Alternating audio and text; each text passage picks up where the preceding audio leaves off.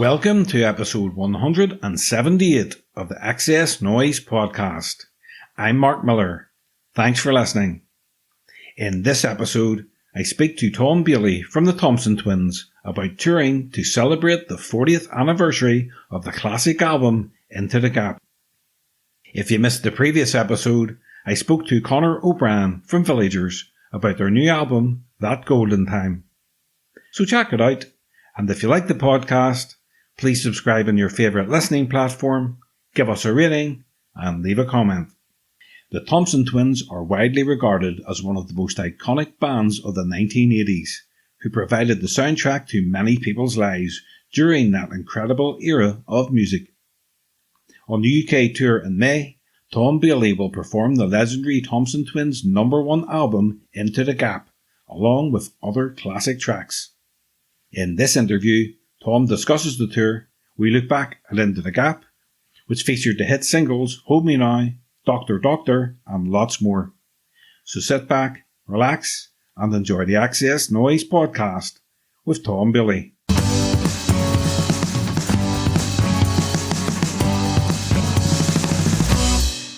So hi Tom, welcome to the XS Noize Podcast. Thank you, it's a pleasure. Pleasure to have you. I always like to go back to the start with this question. Can you remember the first band or artist that made you pay attention to music? As a small child, I had a classical music education, so it was probably not a band, but something orchestral and probably something kind of deeply cheesy, like a military march or something, But in terms of bands, it was probably the Beatles that got my blood flowing in as a teenager, yeah. Well, you'll be touring the UK this month to celebrate the 40th anniversary of the Thompson Twins' #1 album, Into the Gap. Can you believe it's been 40 years? No, it's astonishing to me. And of course, we never made that music thinking it would have any long life at all. It was an activity of very much of the time, and one thing leads to another. I even took a couple of decades break from pop music and then got back into it, and here we are 40 years later. It's unbelievable. But I mean, all I can say is that I love those songs, and apparently some other people do as well. Yeah, absolutely. And we'll get into some of the songs, but obviously you've had to look back at the album, because you're maybe relearning some of the songs for the live show. So how does it feel looking back at the album after all these years? Well, it is amazing, especially digging deep into side 2, because there are some songs haven't been performed for 40 years. And one is always, there's a concern that they might not be up to scratch, but actually I'm very, very pleased with all the songs we're doing from that album. It was a great record, so really enjoying rediscovering them and rearranging them for a kind of contemporary band as well. And I have to say, at least 2 members of my band weren't born when that record was released. So for them, it's a trip down history rather than memory. But they're bound to know some of the songs because some of the songs have been radio staples from they were released, really. That's right. What can you remember when you look back about the creative process behind the album and what was influencing the sound of it? Well, the previous album we'd made was very much a purist synth and drum machine record. With Into the Gap, we decided to relax a little bit more. We had some acoustic instruments like pianos and percussion, and also electric guitars and things came back into the sound. So it was much more of a kind of broadly based thing. And we wrote it in a farmhouse somewhere on the marshes on the south coast of England, and then recorded Hold Me Now, stuck it out, and then went to the Bahamas to finish the rest of the album. But while we were working on the rest of the album, the lead single, Hold Me Now, was shooting up the charts and putting an awful lot of really exciting, positive pressure on us to make the album as brilliant as possible, because we were getting phone calls from all over the world saying, it's going crazy, this single. And that's a great thing, to be kind of pushed forward by the success of your own work. And that's what happened. Home and I, it's one of your biggest hits. You wouldn't have anticipated how popular it was going to become. No, you can't. I mean, to expect such success would be arrogant. Your fingers are crossed. You hope for the best. You give it your best effort, but somehow you never expect it to do so well. And it's an amazing thing. And who would have thought, as we were saying earlier, that people still want to hear it and sing along with it 40 years later? Yeah, and some of the rest of the tracks, Into the Gap was a #1 album when it was finally released, sold 5 million copies. It also spawned the hit singles Doctor, Doctor, You Take Me Up, Sister of Mercy, and The Gap. Doctor, Doctor, I remember that there growing up, again, it was always a staple on the radio. What can you tell me about the writing and recording of that song? Well, we still discuss and argue about what that song was really about. We don't really know, but I think it was in the tradition of falling in love as a kind of illness that you wanted to be released from and cured by a doctor. But another weird angle that I can't quite shake off is that my family are all medical. So my father was a doctor, my sister was a doctor, and so that very word has a kind of strange resonance in my family and to me. Well, the album received critical acclaim upon its release. So looking back, what do you think contributed to the enduring appeal of the album, both musically and culturally? I think it was a combination of our songwriting and production skills just hitting a bit of a peak at that moment. And people knew who the Thompson Twins were because we'd had some previous success. So they were waiting for our next move, and it happened to be a good one. It was the best thing we did, probably. And therefore it all comes good, and all your wish list of ambitions for the album suddenly started to become true. Culturally, I think, the kind of tried and tested history of rocktastic music, and then punk, and then new wave. You can see there's a kind of progress into more experimental work there. And it was also the time that synth pop had established itself as a new way of making music with synthesizers and drum machines. So the audience was educated into a new sound, and all the creative people were using those techniques. And it was a fantastically golden age of brilliant songwriting from many, many artists. And the standards were really high. So how did the level of success that the band achieved with the album, how did it impact the band, like creatively and personally? Well, we ended up touring for most of the time after that. And then we made another record in America and toured that as well. And, it becomes something of a routine. So after that second record, Future Days, Joe decided to leave the band. We became a duo. And I think the intensity of that narrative arc kind of cooled off.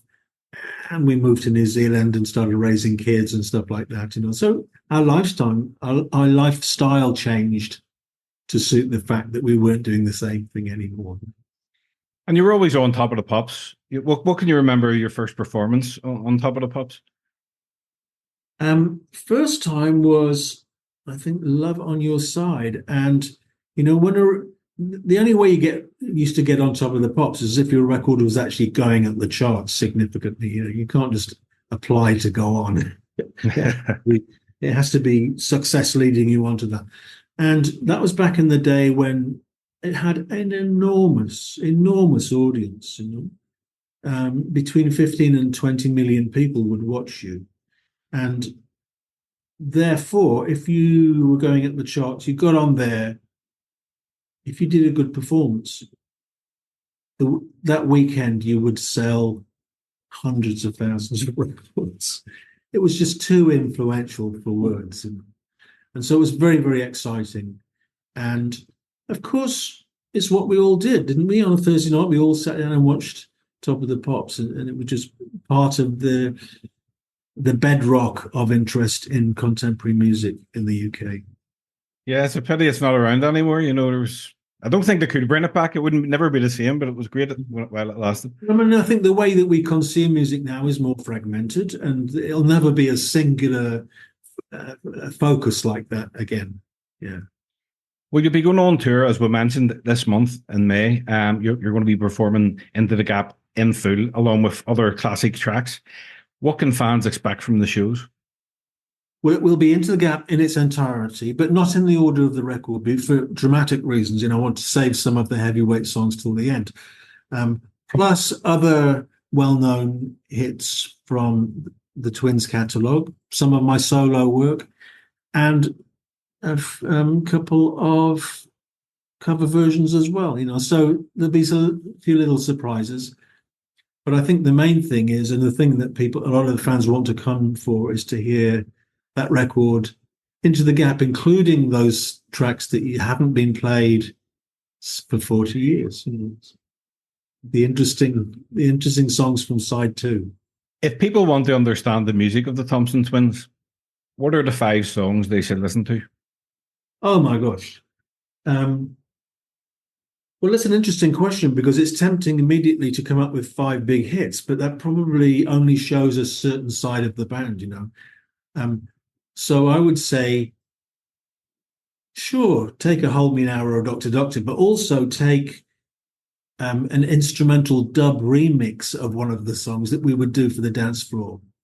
Do you know what I mean? Because that was a big side of our work, was the kind of the club sensibility and what was going on. It was a very interesting time in dance clubs back in the 80s. A lot of the kind of cultural strength of the movement existed in dance clubs. That didn't last forever. It comes and goes, doesn't it? But at that time, it was a really, really important thing.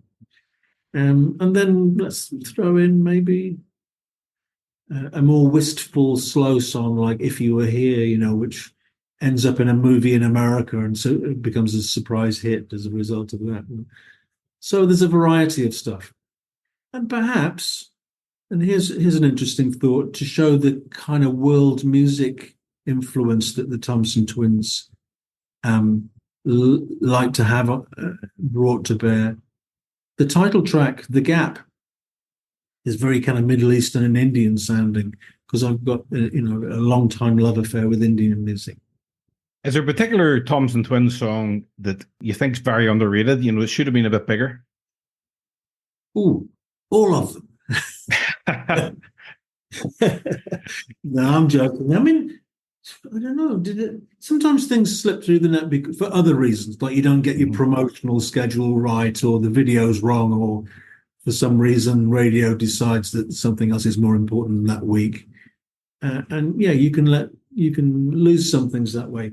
But to be honest, that's not where I look for the satisfaction of making music. It's in the challenge of constructing it, performing it, and communicating it. And when you've done that, it almost doesn't matter if it goes to the top of the charts or not. Looking back, do you think the 80s was probably one of the best decades for music?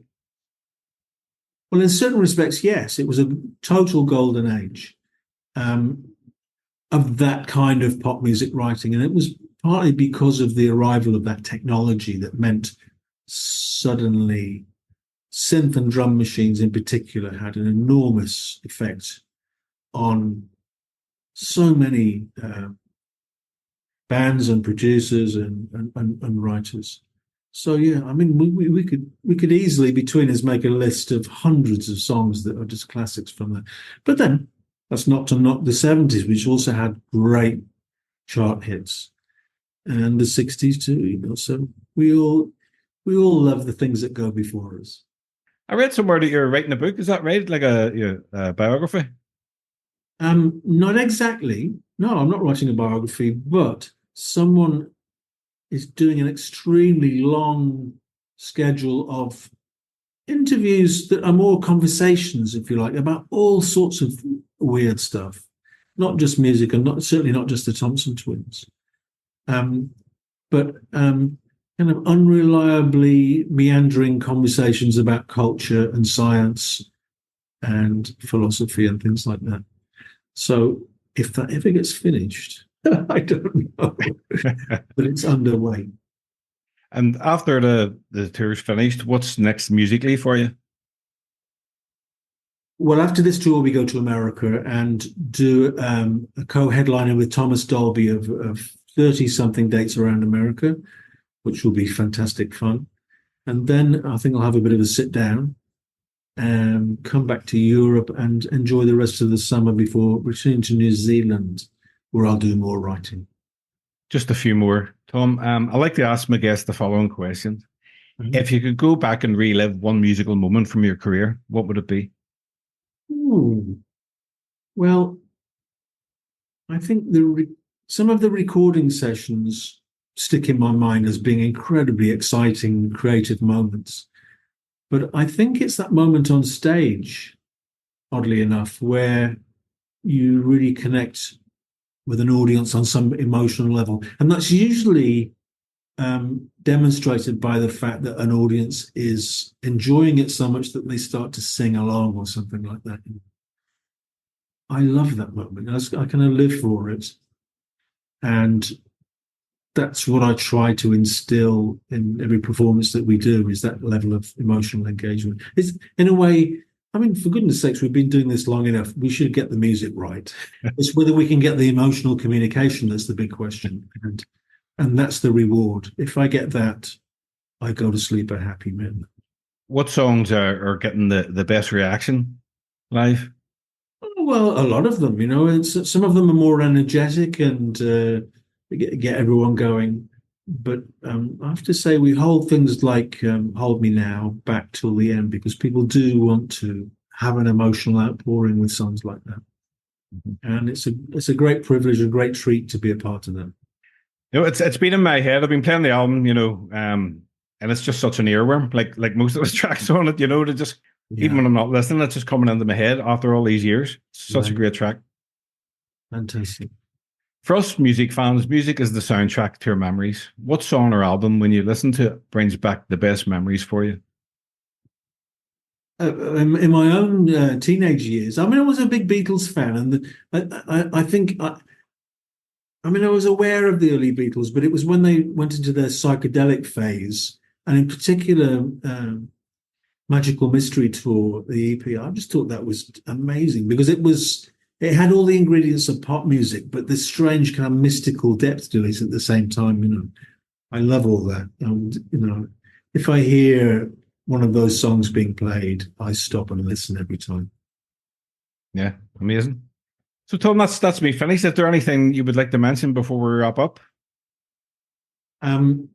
No, I think that's all fine, and it's very nice to do. I wish we were coming to Belfast, I have to say, but we're ready to play wherever we're invited, if it's possible. So let's look forward to one day to getting back to Belfast. Wish you all the best with the tour, and I look forward to any new music coming in the future, and hopefully you will get to Belfast someday. I'll look forward to it too. Mark, thanks so much. Thanks, Tom. Pleasure. Take care now.